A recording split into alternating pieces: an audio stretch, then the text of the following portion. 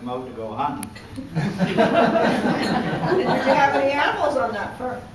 Yeah, we did. We had one dog.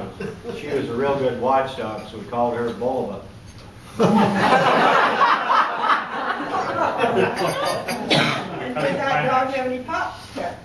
By the way, she did. She gave birth to one pup, just with a head and a body. There was no legs. And Mom used to keep the body and the head in a little basket by the stove, and people used to come over to look at it. And one lady said to my mom, "What's the dog's name?" Mom said, "We didn't give her a name because you called her, she wouldn't come anyway."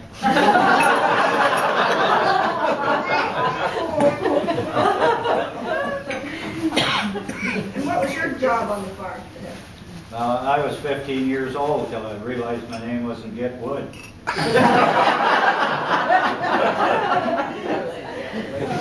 Was your family poor? We sure were poor. I remember the wolf come to the door and us kids eat him.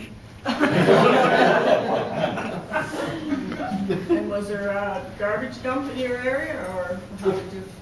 Well, the only way that we could put garbage out, we'd have to borrow some from the neighbors.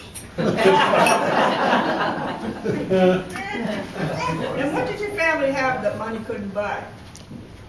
Poverty. Did you ever consider moving? One day I looked out and Mom was kicking a can down the street, and I said, "What are you doing, Mom?" She said, "We're moving." I heard you had some peculiar neighbors. We did. They were quite a bunch. They had a chainsaw repair place, and they invited us over for a barbecue one Sunday and a finger hunt.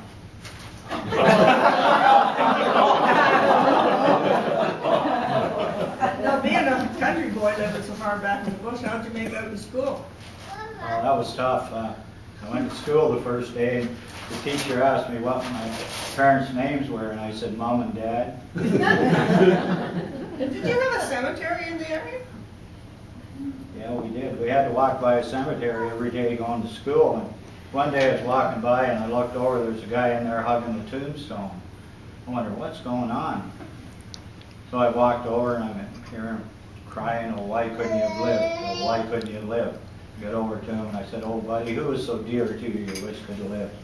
He looked up at me with tears in his eyes and said, "My wife's first husband."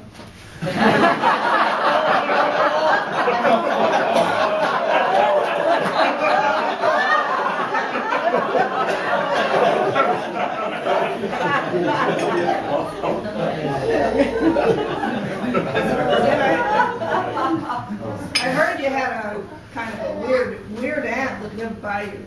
Oh, Auntie, yeah, she's quite a girl. I'll tell you, she's quite a cook. She thought the smoke alarm was the timer. She was a religious cook too. You either got a sacrifice or a burnt offering.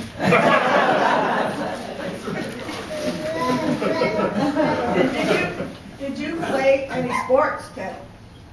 No, I didn't, but I went to a baseball game once, and there was something peculiar about the game because the ball kept getting bigger and bigger, and it finally hit me. Football.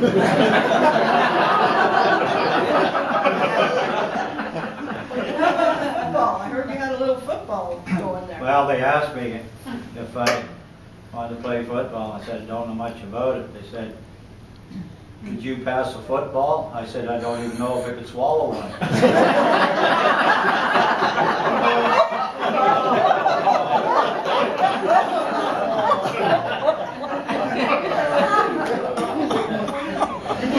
Did you have a pond on the farm, Ted?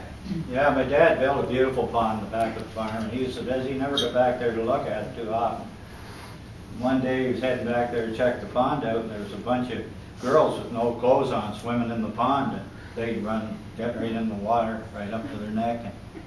And he said, "We're not coming out until you leave, mister." My dad said, "I won't be too long, he just come to feed the alligators."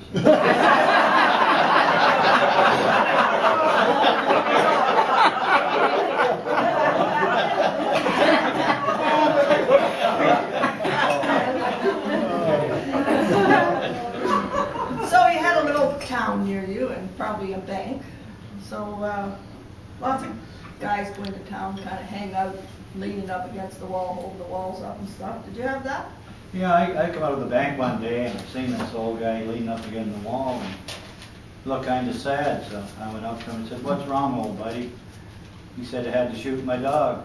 I said, "Was he mad?" He said he wasn't too happy about it. Well, Ted, would you ever move back to the farm? I don't think so. I think I'll stay right here in Surrey where we got nice warm friends. It's like peeing your pants. Everybody can see it, but only you feel the warmth.